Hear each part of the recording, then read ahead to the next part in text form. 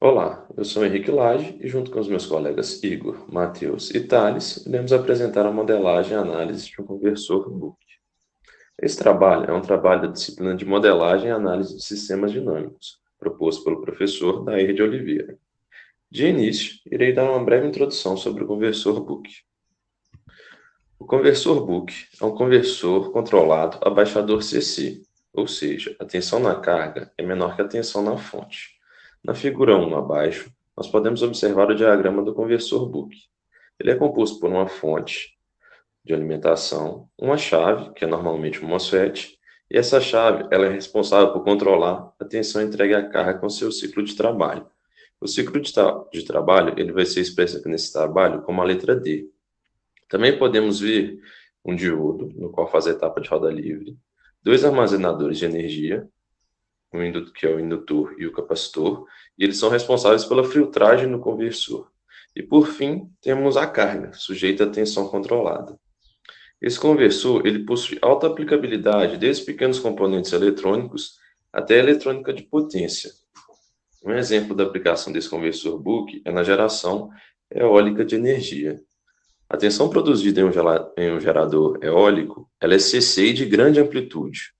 O conversor book ele é utilizado justamente para baixar essa tensão, possibilitando assim transformá-la em corrente alternada.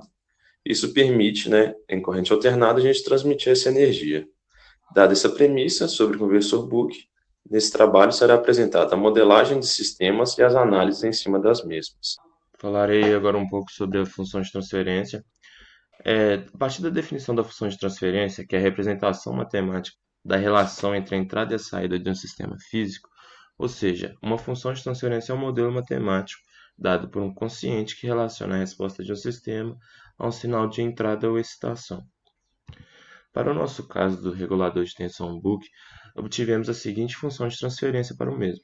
Mostrarei agora o desenvolvimento da equação da função de transferência. Temos aqui o nosso circuito, como já explicado anteriormente pelo Henrique. Temos aqui as transformadas de Laplace para o resistor, o capacitor e o nosso indutor, respectivamente. E vale salientar que o diodo é um componente ideal e em paralelo à fonte VS. E assim temos o seguinte circuito: o nosso indutor, SL, o nosso capacitor 1 sobre SC e o nosso resistor. O capacitor em paralelo com o nosso resistor será nosso bloco Z2. E o nosso indutor S será o nosso Z1. E aí, Z2, como ele é igual a Z1, fazemos o seguinte: 1 sobre SC vezes R dividido por 1 sobre SC mais R. Logo, Z2 é igual a resistência dividido por 1 mais S mais a resistência vezes o capacitor. Temos aqui o nosso circuito em blocos, o Z1 e o Z2. Da equação de divisor de tensão, então temos o seguinte, que Z2 é vezes Vx sobre Z1 mais Z2. Essa será igual ao nosso V0. V0S sobre Vxs, temos o seguinte, a resistência sobre a resistência vezes o indutor vezes S mais 1, isso tudo sobre a S vezes o indutor mais a resistência dividido pela resistência vezes o indutor vezes S mais 1. Cortando as duas partes de baixo, temos o seguinte, que será V0 sobre Vx. Resistência sobre resistência vezes o indutor vezes o capacitor vezes S ao quadrado mais S vezes o indutor mais R. Dividindo tudo por R, temos o seguinte, que 1 sobre o indutor vezes o capacitor vezes S ao quadrado mais o indutor dividido pela resistência mais S mais 1. E como o nosso V0 é igual ao nosso Vs, a função de transferência pode ser dada em função do ciclo de trabalho da chave. Ou seja, obtém-se o final, a seguinte função de transferência, que Vs sobre o nosso indutor, capacitor, vezes S ao quadrado, mais o indutor, sobre Rs, mais 1. Essa aqui é a nossa função de transferência final. A partir das funções que nós podemos obter do nosso circuito, podemos montar o espaço de estados. O que é o espaço de estados? Consiste em reunir as equações diferenciais que descrevem o sistema e organizando elas de uma forma matricial, ela permite que a gente tenha conhecimento do funcionamento do nosso sistema, desde tempo igual a zero até o infinito. E aí, assim, nós podemos observar como o nosso sistema vai se comportar de acordo com as entradas dele.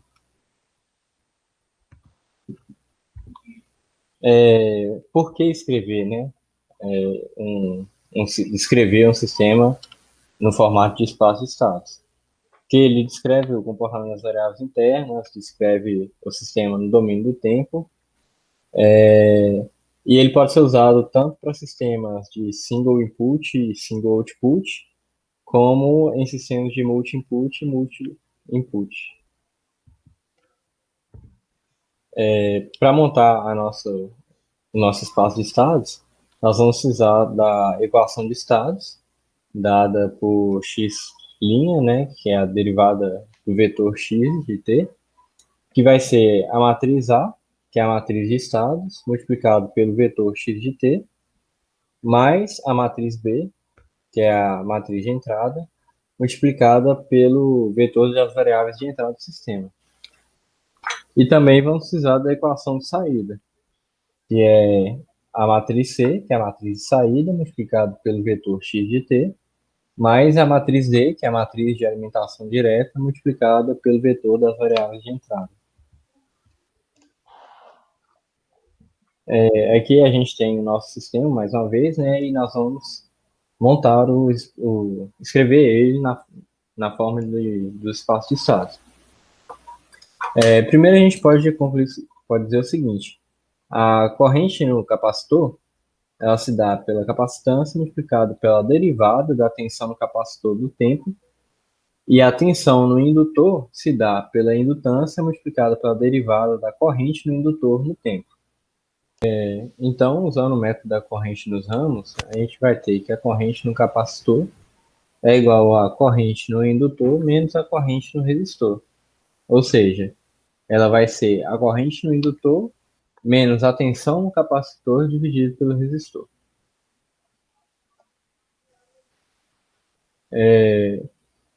E continuando, a tensão no indutor vai ser a tensão de entrada, o nosso Vx, menos a tensão no capacitor. Até porque, e no caso, ou menos a tensão no resistor. No caso, a tensão no capacitor é igual a tensão no resistor. Para a nossa equação de saída, que no caso a saída é a tensão no resistor, a gente tem que a tensão no resistor, que é igual a tensão no capacitor, vai ser a nossa saída. Então a gente tem que o capacitor multiplicar a capacitância multiplicada pela derivada da tensão do capacitor no tempo vai ser a corrente no indutor menos a corrente no resistor. Mas abaixo a gente pode ver, trabalhando, né, as nossas equações, a gente tem também que a tensão, a indutância multiplicada pela derivada da corrente no indutor pelo tempo vai ser igual à tensão de entrada menos a tensão no capacitor. Se a gente definir as nossas variáveis de entrada como sendo a corrente no indutor e a tensão no capacitor, e a gente vai ter calcular as derivadas, né, isolar as derivadas desses termos, a gente vai ter a nossa representação em formato matricial do espaço de estados. No caso, a gente tem ali o vetor a derivada de x de t, que no caso a derivada da corrente no indutor, e a derivada da tensão no capacitor. A nossa matriz A, que é a matriz de estados, né? O nosso vetor x de t, que são as variáveis de estado. A matriz B, que no caso é uma matriz coluna, e multiplicado pela variável de entrada, que no caso é o nosso Vx. De saída, a gente tem, no caso, a tensão no capacitor, que é a mesma que a tensão no resistor, a matriz C multiplicada pelo vetor x de t, e no caso, a saída, nós não temos as variáveis de entrada na nossa equação de saída. Portanto, a matriz D não aparece. Bom, agora eu vou falar sobre a análise da estabilidade desse sistema.